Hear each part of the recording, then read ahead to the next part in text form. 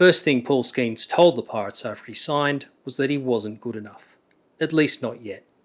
It was late July 2023, and the just drafted number 1 overall pick, fresh off one of the greatest pitching seasons in college baseball history, was in Bradenton, Florida, for an intake meeting with his new employer.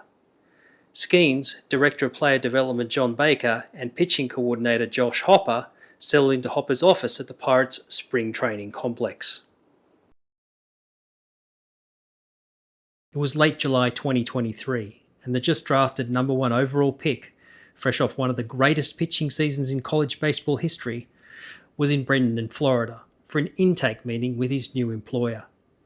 Skeens, Director of Player Development John Baker, and Pitching Coordinator Josh Hopper settled into Hopper's office at the Pirates' spring training complex.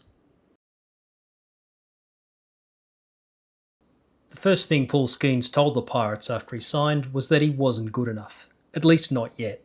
It was late July 2023, and the just drafted number 1 overall pick, fresh off one of the greatest pitching seasons in college baseball history, was in Bradenton, Florida, for an intake meeting with his new employer. Skeens, Director of Player Development John Baker, and Pitching Coordinator Josh Hopper settled into Hopper's office at the Pirates' spring training complex.